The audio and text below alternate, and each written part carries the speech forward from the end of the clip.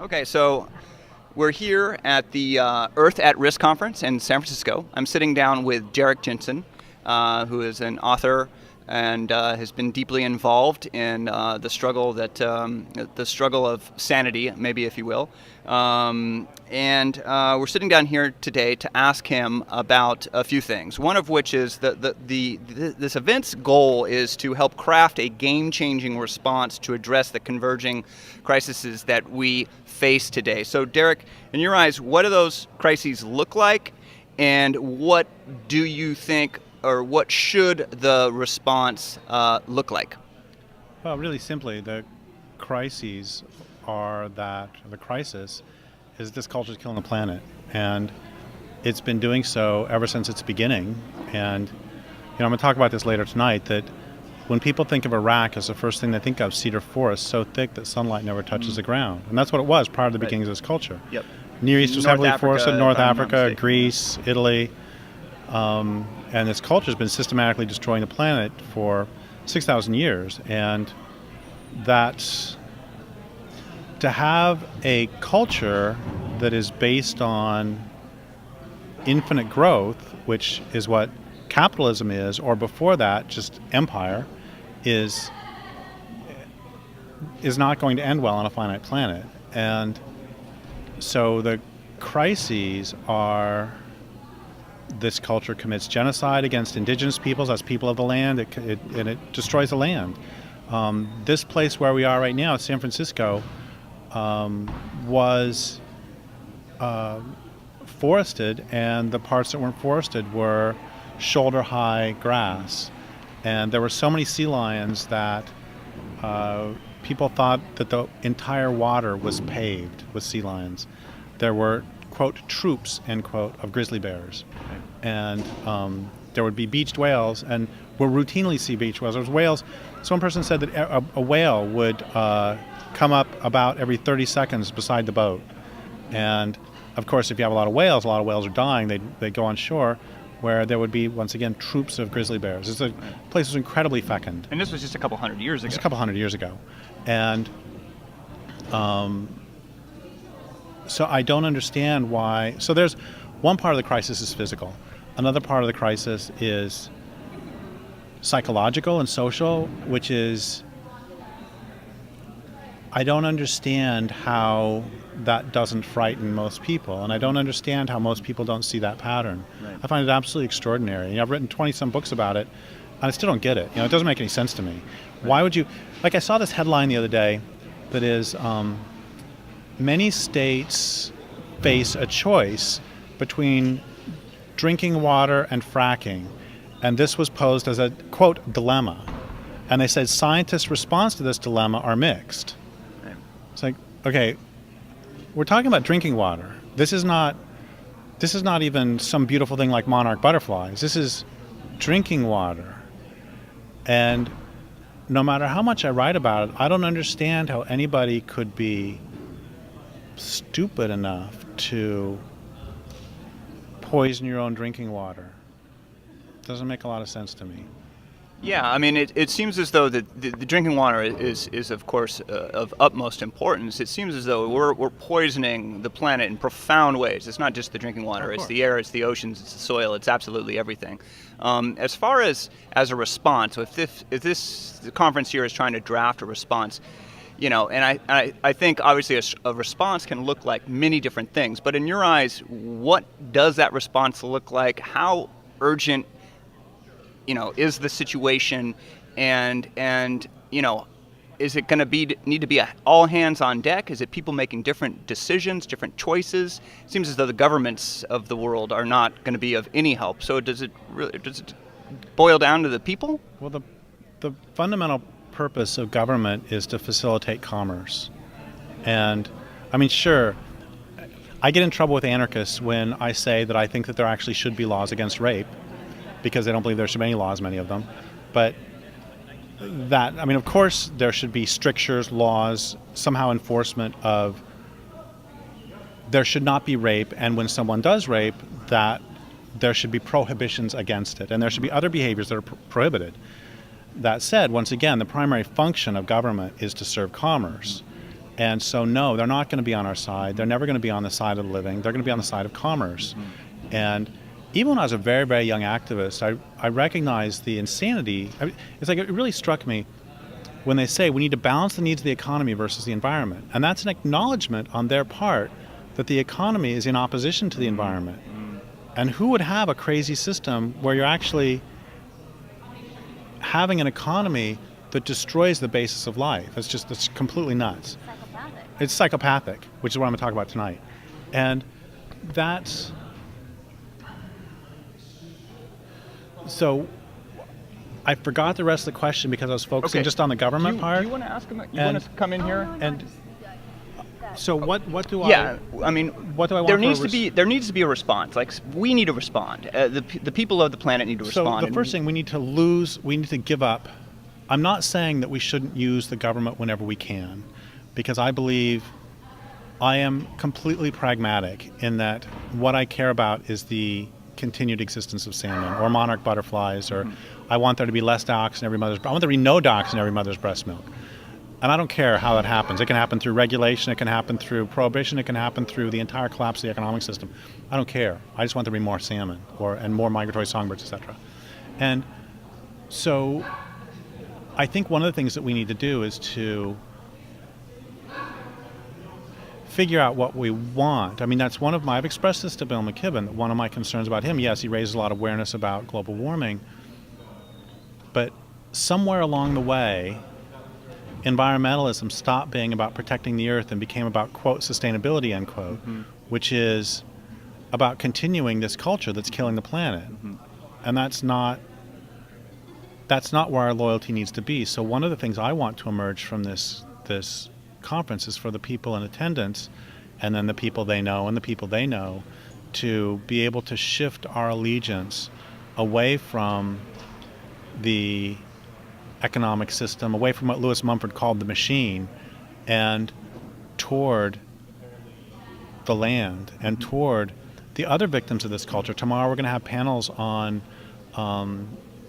stopping pornography, stopping prostitution. So we want, when we're talking about this, and we had a very strong indigenous speakers earlier today. So when I talk about protecting the natural world, I'm not just talking about that. I'm talking about making your allegiance absolute with the victims of this culture. And when you switch your allegiance, and you have to switch your identity too. So many indigenous people have said to me that the first and most important thing that we have to do is to decolonize our hearts and minds. And one of the things that means to me is make it so your identification is not with the system. So I mean, it's kind of a joke, but a friend of mine called me up a few years ago and said, how much longer do you think we're going to be in Iraq? And I said, oh my God, we're in Iraq, I thought we're in Northern California. And the point is that we identify even on that level, right, just that superficial level. My mom, it's so funny, my mom this was like a month ago, she was saying, oh my God, it's so terrible that we torture. It's like, oh Mom, you torture? That's horrible. And she's like, I'm 82 years old, don't do this to me.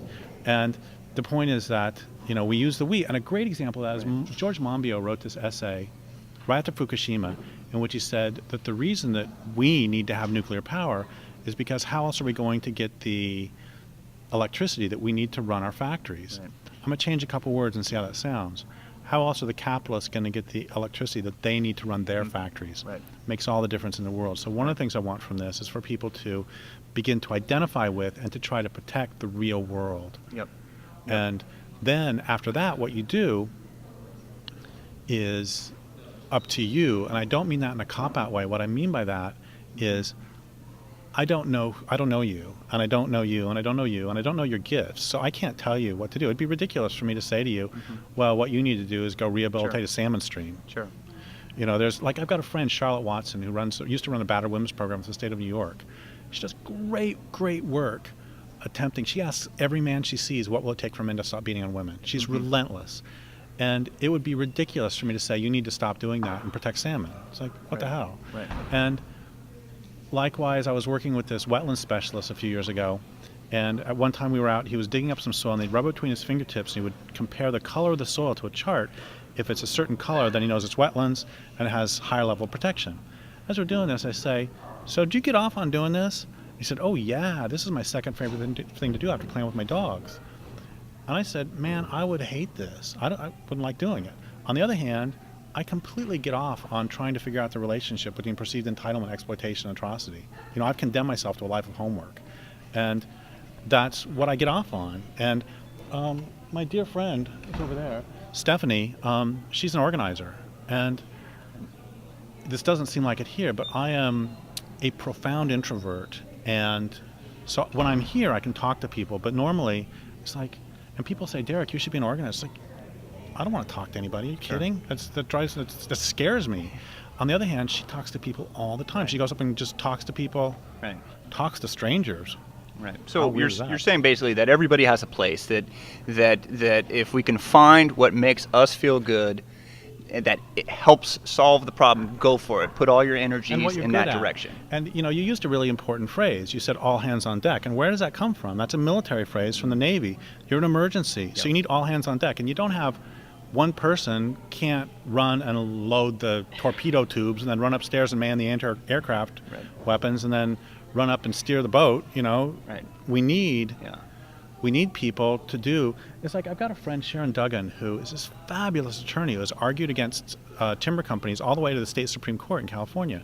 And I was working with her one time on this case. She was actually helping me with something.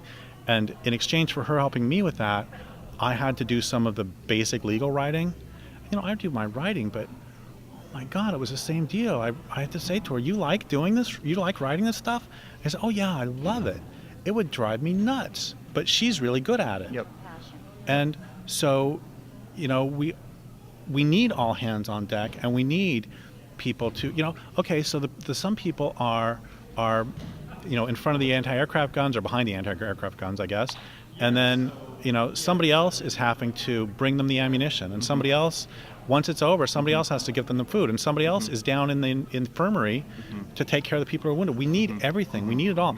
I sometimes get pegged as the violence guy, and I find that really both unfair and it's inaccurate. I don't care if it's unfair. It's inaccurate.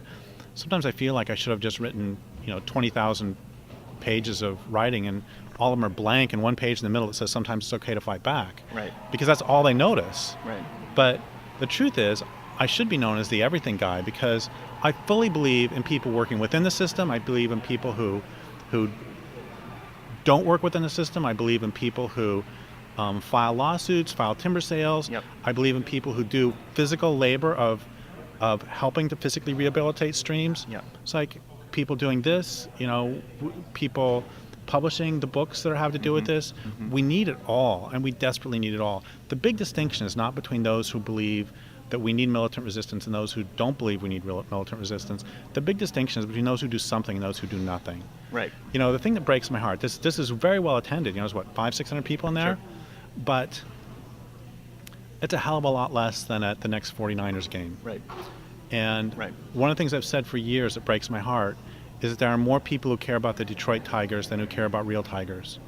And that's part of the problem that we face. Yeah. And we can't, Jeanette Armstrong's one of the people here, and she's one of my heroes. And years ago, there was one activist wrote an essay attacking another activist, and I asked her what she thought about that, and she said, well, if he didn't like it, he should have written his own damn book. And I really like that, because I think if you don't like what other people are doing, great, do a better job. It's really simple. The reason I write my stuff is because, I wanted to be a writer, but I didn't know what to write, and then I saw a huge hole in discourse. And the hole was, there weren't any really impassioned, militant environmental books. You have African Americans who are writing some pretty militant and angry work, and you've got some women writing some militant and angry work. Andrea Dworkin comes to mind. And environmentalism, as soon as you get to that, it's all like fluffy bunnies and happy days. Right. And so instead of me just sitting around complaining all day that there's this hole in discourse, it's like, okay, I got a job to do. And people write to me all the time, and they'll say, it's so funny, they'll say, gosh, Derrick, here's a book I think you should write. And they'll tell me about all this thing that they think is so important. I always say the same thing back to them, which is, wow, you've got a lot of energy about that. Why don't you write that book? Right. Go for it. Right. Great. So there needs to be a campaign about XYZ. Great, nobody's doing it. You're the You man got of something the to job. do. Yeah. Yeah.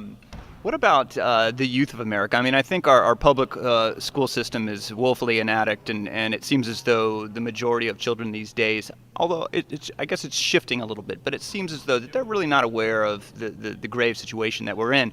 But it seems as though also that we really need to rely on the youth because they're the next generation that could really affect this change into a more sustainable direction, if it's even possible. What would you say to, if you had an opportunity to speak to the youth of America, what would you tell them to give them, and we don't necessarily like to use the word hope, but I think in this instance it may be necessary. What would you say to the youth of America? I guess the most important thing is that never believe anything you read and rarely believe anything you think. And think for yourself. And I actually think that schools are quite effective because I think one of the fundamental purposes of school is to turn us into good workers and to break us of the dreadful habit of critical thinking. Right. And when I was in high school, I don't know if you thought about this a lot, but I thought about this all the time. Is like, why does school take so long? And they could have actually taught you the material in 3 or 4 years. I mean, once you learn addition, subtraction, etc., you don't really learn anything till algebra. And I learned all that just watching baseball, frankly. ERA, you have to do addition, subtraction, division. And I thought, when I was in high school, I thought that the purpose was to break you of the habit of daydreaming, because I sat in the back of class all day long daydreaming, and you can only win the World Series so many times. And I got bored of daydreaming. And I finally realized that the reason that school takes so long is because children don't give up their wills easily. And it takes a long time for them to break the wills of children sufficiently to prepare them for painful employment. And for the children who are especially slow, there's college, and for the exceedingly obstinate child, there's graduate school. And so I think on that level, schools are successful. Having said that, I also want to say that even within this wretched so-called education system, see, education, the thing is, I don't have a problem with education because education comes from the edukera, which means to lead forth or draw out, and was originally a Greek midwife's term meaning to be present at the birth of. And I have had Mrs. Meyerly, my 8th grade. I wouldn't be a writer if it weren't for Mrs. Meyerly, my 8th grade English teacher. Even within the context of this dreadful system, I think that there are teachers who have this sacred task of being present at the birth of children, at the birth of human beings, young human beings. And, I can count 3 or 4 teachers I ever had who saved my life. And so, yeah, children, what I would say to them is don't believe anything anybody says. Think for yourself and figure out what's going on. And I would also want to say to teachers that you have a sacred task. You've been given these beautiful young minds, and you have a choice when you work with them as to where you're going to lead them, because children are sponges. That's their job, is to take in. And what they're taking in so often is television, the internet, just very, very scary things. And here's another thing I want to say to parents and to children. Go outside. One reason that I love the natural world is because every day, all day when I was a kid, all through the summer, I would be out in the irrigation ditch, playing with crawdads. The crawdads probably did not appreciate me playing with them, but, and listening to meadowlarks and catching grasshoppers to feed the toads and all sorts of things. And I read something several years ago that at this point the average child spends 15 minutes a day outside. And how do you expect to have a love of nature if you don't know it? So what Jeanette was saying about you need to know your place to love it. Right. And how we've now spent 20 minutes talking. It's like, and I don't know you. I mean, it takes a long time to know somebody, and it's the same for a non-human. It takes a long time to know and appreciate the land where you live. So that's something I would say to teachers and to parents is get your kids outside. And I wrote a book against zoos, and one of the things that I was saying about zoos is zoos teach us many terrible lessons. For one thing, they teach us that if you can put a wolverine in a concrete cage and it's still a wolverine. It's teaching us that a wolverine is separable from its habitat, which is very terrible, and it's also terrible about humans, that humans here, it's presuming humans are still humans. But the other thing it teaches us is that you can mistreat the natural world and still see a bear. Right. But what the real lesson should be is, no, you don't see any bears because we don't treat them well. And if we treat them better, honestly, I see bears at home every single day. And the reason is because my mom and I treat them well. You know, it's if you treat them well. Okay, so here's the thing, is even in the city, there is still nature. I can still hear seagulls. I can still, and there's no reason, because why is a cheetah in San Francisco more special than a seagull? I mean, a cheetah shouldn't be here. A seagull should. And no matter where you go, even if you're in a parking lot, ants are still there. There's still bumblebees there, maybe. There's still weeds that are pushing up through the concrete, plants that are pushing up through the concrete. And so you should start by loving those. They're here. Yeah. And so what I would say another thing I would say to children, I think this is really important. I am so sorry because my generation is killing the planet and we are not solving the problems.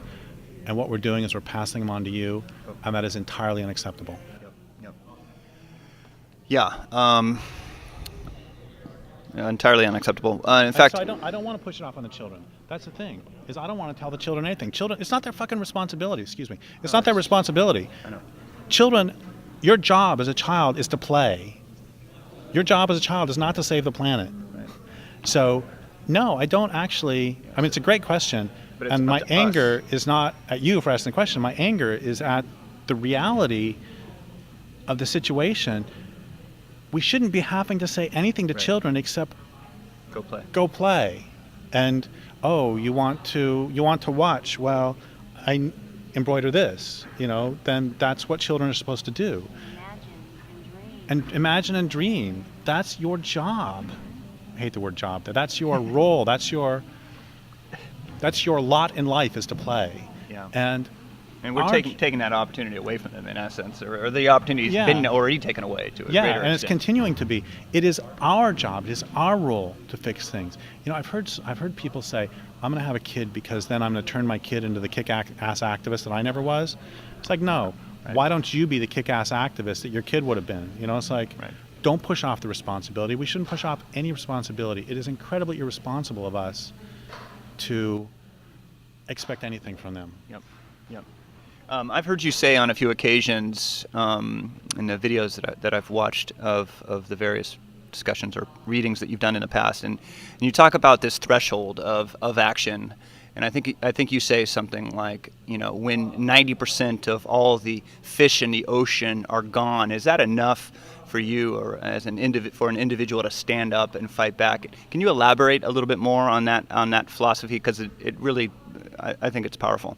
Well, interestingly enough, since I'm in San Francisco, I'll say this, that I got that metaphor from the book And the Band Plays On, or that image, because there's a line in there where they're talking about the early AIDS crisis, where some of the AIDS activists were confronting the city council saying, how many deaths will it take before you call this an epidemic? Will it take 100, 150? It's like, we don't care. You just give us a number, because right now you're just blowing it off. And what this really, really moved me when I read that book back in the early 90s. And that's the thing, is victims of abuse are really good at creating moving boundaries. You know what? I knew this woman, a dear friend of mine, who basically, at first it's, well, you can hit me, but don't sexually abuse me. Then it was, well, you can hit me and you can sexually abuse me, but don't hit me in the face. And as soon as something happens, you move the goal line back. You move the line back so you don't have to do anything. And actually, I'll tell you this, that I in my own personal life, having been raised in an abusive situation, I have trouble with that too. So for myself, I've had to adopt in my personal life a one strike you're out policy for abusive behavior. People can mess up. We all mess up and say stupid things. That's not what I'm talking about. But if somebody's mean, I have to have a one strike you're out policy, because I can really easily rationalize it. So by 2 days later, I'm like, it wasn't that bad. And then I'm right back in. I can keep doing that forever. So this is something I've not only just saying outside, but it's also true internally. And then if you look at it the other way, it's like, at what point do you recognize, and I'm going to say this tonight, that at what point do you recognize that it's not an anomaly? 98% of the native forests are gone in the world, 98% of the wetlands, 99% of the prairies. At what point are you actually going to recognize this as a problem? And, we can say the same thing for carbon. It's like, well, 315 is what it was pre-industrialization, and then McKibben wants 350, and it's going to 400. And this is actually something I would like to say to Bill McKibben. I've said this publicly many times. It's like, you keep working within the system, give me a number at which you would say, well, it's the whole system that has to go. I don't care what the number is, but like at 410, 420, 430.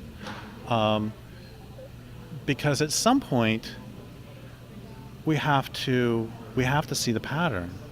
And so that's something, this guy came up to me after a talk years ago, and he said, a friend of mine says that 90% of the large fish in the ocean being gone is not enough threshold to actually fight back against the system. And I said, okay, great.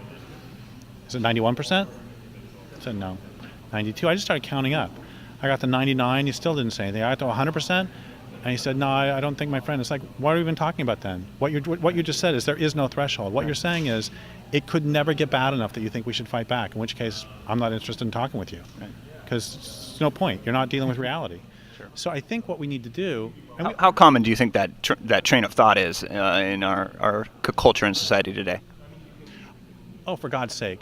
I used to do this thing where when I would start my talk, I would hold up a bottle of water, and I would say, this is how I know we will not have a revolution, because if people will pay for water bottled in plastic, they will suffer any indignity. There's... it's like the whole big privacy debate over... I remember the first time I walked into a store back in the 80s when they said you have to put your backpack at the counter. I remember I got really upset because, you don't trust me enough. I'm supposed to trust you not to rip me off. And nowadays, there is not a store around where there's not surveillance cameras on you. It's like, this is the way a lot of this stuff happens. Remember, there used to be a debate about whether there should be GMOs, and then all of a sudden, the debate's gone, and the debate is about whether we get to have labels on them. I mean, this happens with all sorts of things where there's this, here's what I'm getting at, is there's this phrase, declining baselines.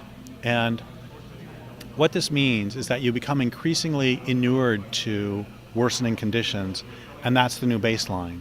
So in the 1930s, there were people who freaked out at Social Security numbers because this is a number that will follow you cradle to grave. Okay, so then you get a number. Okay, what next? It gets to the point where, all the computers are attached to each other so that if you get, if you speed in Crescent City, California, they're going to know it in Nashville, Tennessee. And the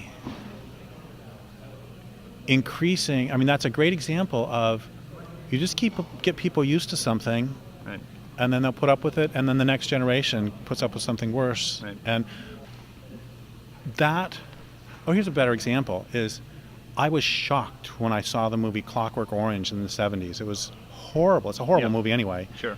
But I actually saw a little bit of it maybe 3 or 4 years ago. Oh my God, it is so tame compared to... So that's what I mean by... Right. The creep, like the slow creep.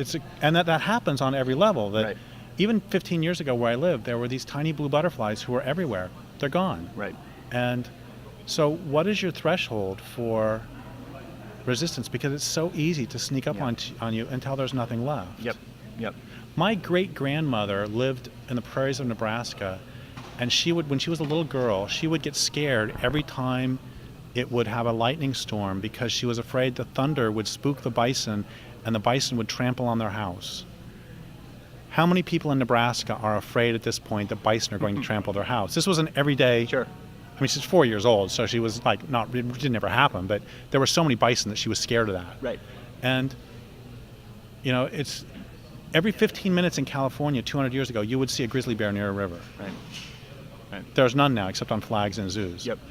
So that's what I'm trying to get at with that, give yourself a numbers, because it's so easy to just let things get a little bit worse and a little bit worse and a little bit worse until there's nothing left. Yeah. So you're saying that there needs to be individual responses. Each of us as individuals need to craft an effective response to the predicament and the perilous situation that we're in. You've done it through the writing of your books and coming to events like that. We've created this nonprofit media organization trying to get the message out in the world so people can start making informed decisions and start behaving differently. Although I interviewed Guy McPherson earlier, and he paints obviously a horrible picture for our future, but suggests ultimately that love is a very important component to our lives, and that if we can focus on love, that is a key towards advancing in a direction that is better in many different ways. What are your thoughts about love, and how does that fit into the equation, and how effective of a tool could it be moving forward? Well, I think a couple things. One is we need to remember that love is a verb, and that it implies action. Yes. And one of the things that I've been saying for years is that it's like there's a phrase that's been used about the murder of the ocean. There's this one scientist who's saying that the oceans are being, quote, reorganized. And I find that terribly dismissive. And if someone were killing the members of your family, would you say that your family is being reorganized? It's like we're so distant about all this. Right. And so I think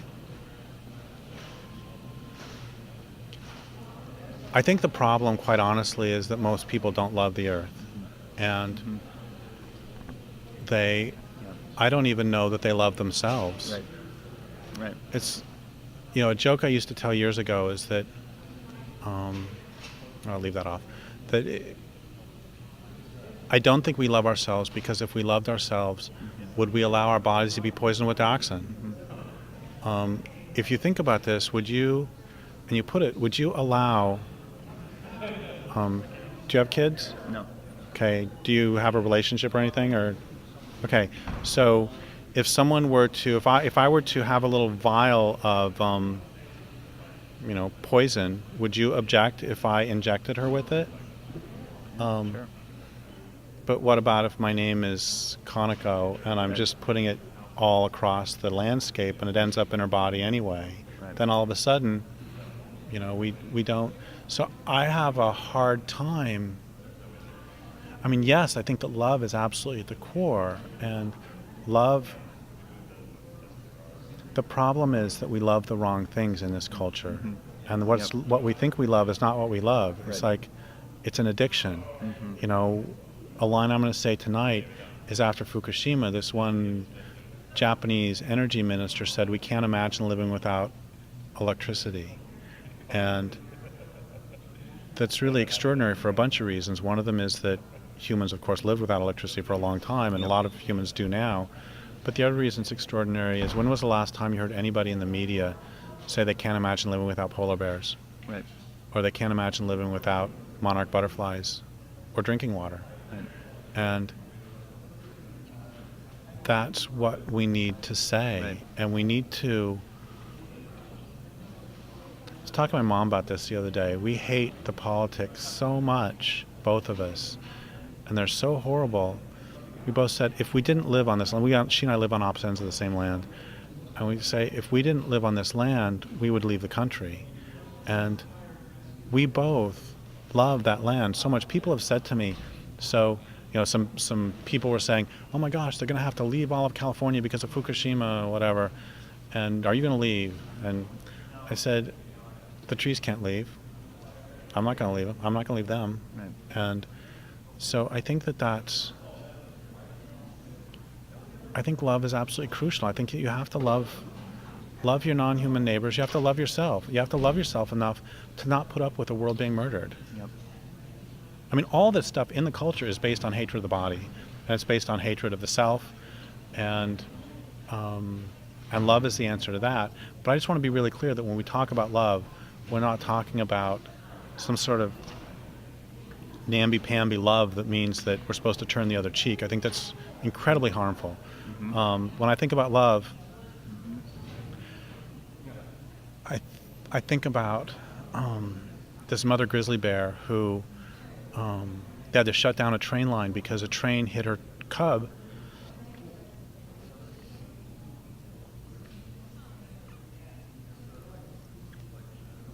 And she wouldn't stop charging trains. And that's what love means.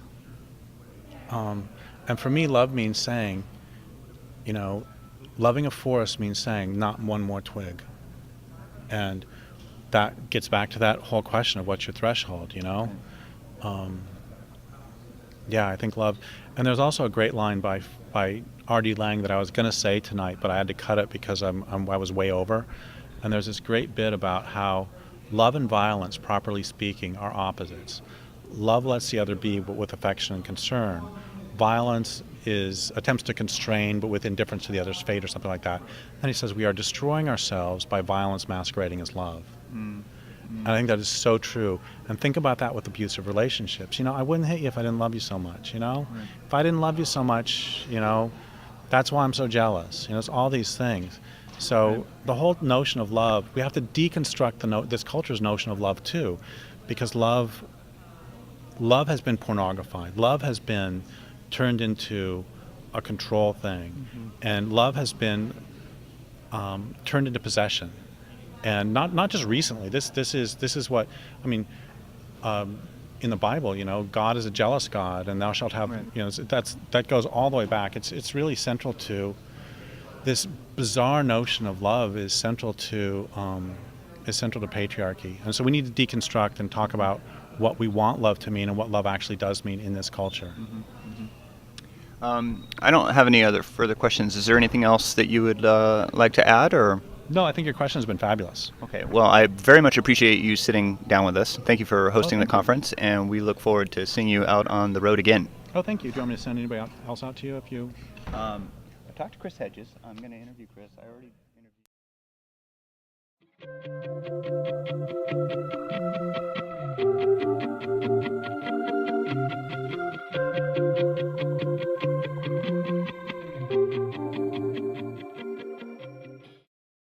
all hands on deck? Is it people making different decisions, different choices? It seems as though the governments of the world are not going to be of any help. So does it boil down to the people? Well, the fundamental purpose of government is to facilitate commerce.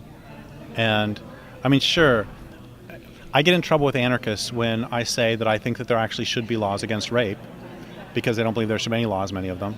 But of course there should be strictures, laws, somehow enforcement of there should not be rape, and when someone does rape, that there should be prohibitions against it, and there should be other behaviors that are prohibited.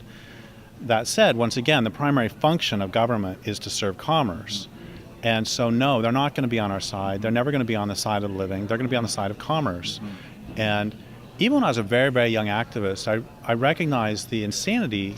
It's like it really struck me when they say we need to balance the needs of the economy versus the environment. And that's an acknowledgement on their part that the economy is in opposition to the environment. And who would have their water was paved with sea lions? There were, quote, troops, end quote, of grizzly bears. And there would be beached whales, and we'll routinely see beached whales. There was whales. Some person said that a whale would come up about every 30 seconds beside the boat. And of course, if you have a lot of whales are dying. They go on shore, where there would be, once again, troops of grizzly bears. The place was incredibly fecund. And this was just a couple hundred years ago. Just a couple hundred years ago. And so I don't understand why. So there's one part of the crisis is physical. Another part of the crisis is psychological and social, which is I don't understand how that doesn't frighten most people, and I don't understand how most people don't see that pattern. Right. I find it absolutely extraordinary. I've written 20-some books about it, and I still don't get it. It doesn't make any sense to me. Right. Why would you... Like, I saw this headline the other day that is, many states face a choice between drinking water and fracking, and this was posed as a, quote, dilemma. And they said scientists' response to this dilemma are mixed. Right. It's like, okay, we're talking about drinking water. This is not even some beautiful thing like monarch butterflies. This is drinking water. And no matter how much I write about it, I don't understand how anybody could be stupid enough to poison your own drinking water. Doesn't make a lot of sense to me.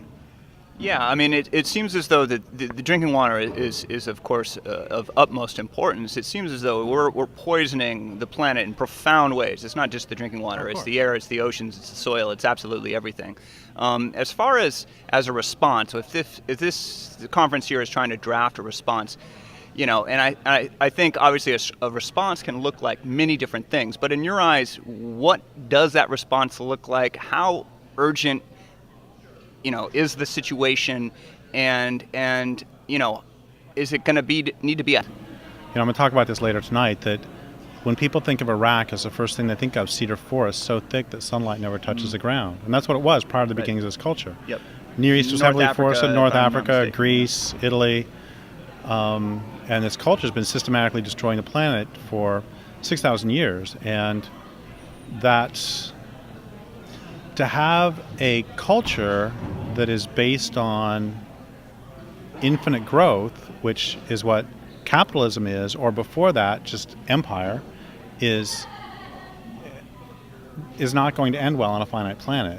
And so the crises are this culture commits genocide against indigenous peoples as people of the land, and it destroys the land.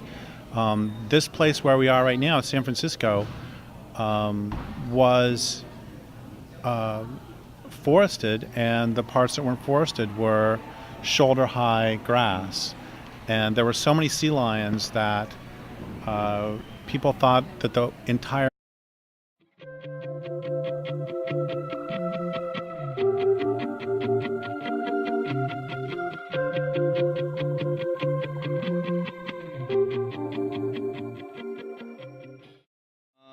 Okay, so we're here at the Earth at Risk conference in San Francisco. I'm sitting down with Derrick Jensen, who is an author and has been deeply involved in the struggle of sanity, maybe, if you will.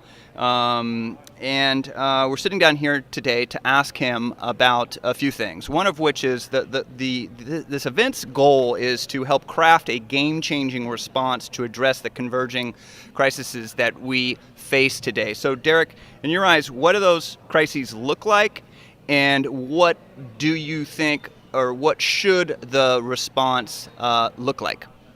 Well, really simply, the crises are that the crisis is this culture is killing the planet, and it's been doing so ever since its beginning.